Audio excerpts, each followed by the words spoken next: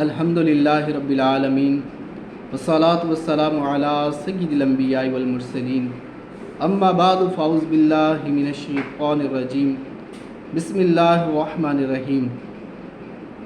تاجدار مدینہ صلی اللہ تعالی علیہ وسلم کا فرمان عالی شان ہے کہ بروز قیامت اللہ عز و جل کے عرش کے سائے کے سوا اور کوئی سایہ نہ ہوگا۔ بروز قیامت 3 شخص اللہ عز و جل کے عرش کے سائے میں ہوں گے۔ نمبر 1 وہ شخص جو میرے کسی مسلمان کی پریشانی کو دور کر دے۔ نمبر 2 میری سنت کو زندہ کرنے والا۔ اور نمبر 3 مجھ پر درود پاک کی کثرت کرنے والا۔ صلو علی الحبیب صلی اللہ تعالی علی محمد صلی اللہ علیہ وآلہ وسلم۔ اللہ عز و جل کی بارگاہ میں دعا ہے اللہ تعالی ہم سب کو آقا علیہ الصلوۃ والسلام پر کثرت سے درود پاک پڑھنے کی توفیق عطا فرمائے۔ آج کا ہمارا موضوع ہے مقصد حیات۔ دیکھیں اللہ عز و جل قرآن مجید کی سورۃ ذاریات آیت نمبر 56 کے اندر ارشاد فرماتا ہے وما خلقت الجن والانس الا لیعبدون، اور ہم نے انسان اور جنات کو اس لیے پیدا کیا کہ وہ ہماری عبادت کرے۔ اللہ عز و جل کیا فرما رہا ہے کہ میں نے انسان اور جن کو اس لیے پیدا کیا کہ وہ میری عبادت کریں۔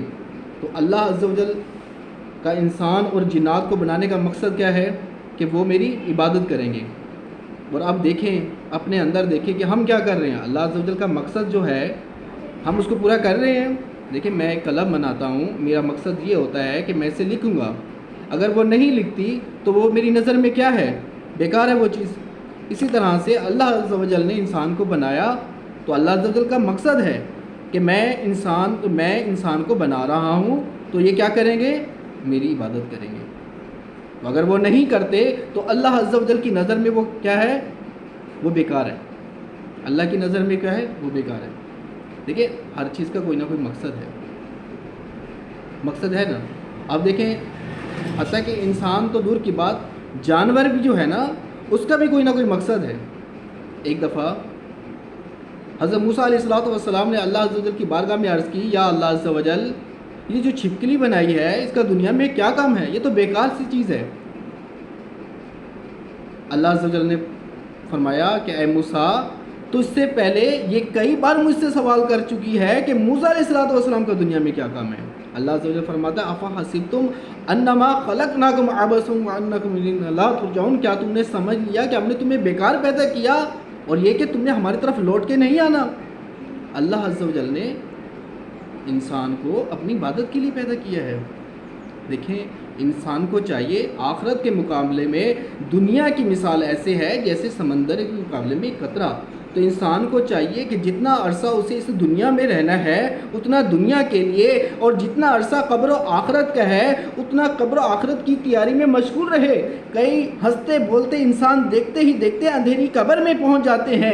اسی طرح سے ہمیں بھی مرنا پڑے گا، اپنے کیے کا پھل بھگتنا پڑے گا، اور قبر روزانہ پکار کر کہتی ہے کہ اے ابن آدم کیا تو مجھے بھول گیا؟ یاد رکھ میں تنہائی کا گھر ہوں، میں اجنبیت کا گھر ہوں، میں کیڑے مکوڑوں کا گھر ہوں، مگر جس کے لیے رب تعالی عز و جل مجھے وسیع کر دے۔ حدیث پاک میں ہے قبر جنت کے باغوں میں سے ایک باغ ہے یا جہنم کے گڑھوں میں سے ایک گڑھا۔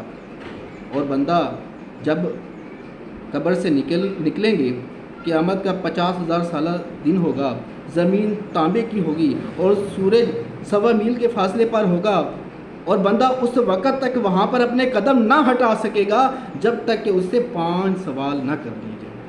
نمبر 1 عمر کس کام میں صرف کی، جوانی کیسے گزاری، مال کس طرح سے کمایا اور کس طرح خرچ کیا، اور اپنے علم پر کہاں تک عمل کیا۔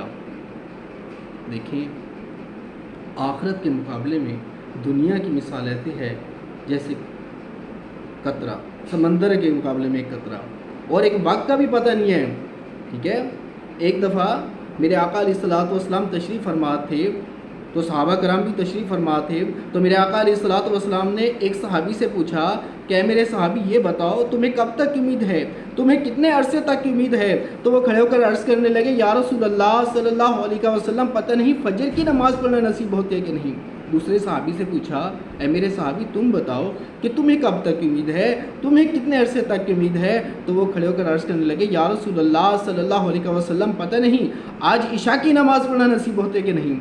میرے آقا علیہ الصلوۃ والسلام نے تیسرے صحابی سے پوچھا کہ اے میرے صحابی تم بتاؤ کہ تمہیں کب تک کی امید ہے، تمہیں کتنے عرصے تک کی امید ہے؟ تو وہ عرض کرنے لگے یا رسول اللہ صلی اللہ علیہ وسلم پتہ نہیں آج مغرب کی نماز پڑھنا نصیب ہوتی ہے کہ نہیں۔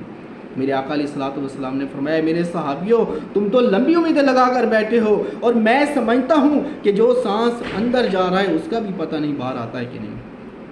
حضرت شیخ سعدی رحمۃ اللہ تعالی فرماتے ہیں جب بندہ ایک بار سانس لیتا ہے نا اس پر دو شکر واجب ہو جاتے ہیں۔ ایک تو انسپائریشن ہوئی، تازہ ہوا ہمارے لنگس کے اندر گئی، پوری جسم میں گئی، ٹھیک ہے، اور ایکسپریشن ہوئی، ایکسیلیشن ہوئی، کاربن ڈائی آکسائڈ باہر آئی، ٹھیک ہے، یہ اللہ کا نظام ہے نا کہ اور اس پر حضرت شیخ سعدی رحمۃ اللہ تعالی فرماتے ہیں اس پر جب بندہ ایک بار سانس لیتا ہے تو اس پر 2 بار شکر واجب ہو جاتے ہیں، اور 1 منٹ میں بندہ 18 سے 20 مرتبہ سانس لے لیتا ہے۔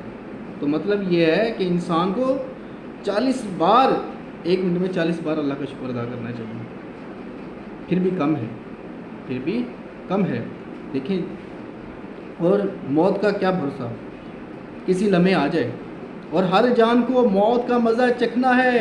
کلو نفس ذائقۃ الموت، ہر جان کو موت کا مزہ چکھنا ہے۔ کلو من علیہ فان، ہر جان کو فنا ہونا ہے، کلو من، ہر چیز کو فنا ہونا ہے۔ اور موت ایک ایسا جام ہے کہ اسے ہر ایک کو پینا ہے، موت ایک ایسا پل ہے کہ ہر ایک کو پار کرنا ہے۔ جان ٹھہری جانے والی جائے گی، روح رگ رگ سے نکالی جائے گی، تجھ پہ ایک دن خاک ڈالی جائے گی۔ پہلوانوں کو بچھاڑا موت نے، کھیل کتنوں کا بگاڑا موت نے۔ ایک دن مرنا ہے آخر موت ہے، کر لے جو کرنا ہے آخر موت ہے۔ دیکھیں ایک لمحے کا بھی پتہ نہیں ہے، تو ہمیں چاہیے ہمیں دنیا کے امتحان کے ساتھ ساتھ آخرت کے امتحان کی بھی تیاری کرنی چاہیے۔ دلا غافل نہ ہو یکدم، یہ دنیا چھوڑ جانا ہے، باغیچے چھوڑ کر خالی زمین اندر سمانا ہے۔ تیرا نازک بدن بھائی جو لیٹے سیج پھولوں پر، زمین کی خاک پر سونا ہے، اینٹوں کا سرانا ہے۔ نہ بیلی ہو سکے بھائی، نہ بیٹا باپ تے مائے، تو کیوں پھرتا ہے سودائی، عمل نے کام آنا ہے۔ اللہ عز و جل کی بارگاہ میں دعا ہے اللہ تعالیٰ ہم سب کو دنیا کے امتحان کے ساتھ ساتھ آخرت کے امتحان کی تیاری کرنے کی توفیق عطا فرمائے۔ اللہ تعالیٰ ہم سے جو کچھ آج کا درس اس پر عمل کرنے سے یاد رکھنے اور اسے دوسروں تک پہنچانے کی اللہ پاک توفیق عطا فرمائے۔ آمین بجاہ نبی الامین صلی اللہ علیہ وسلم۔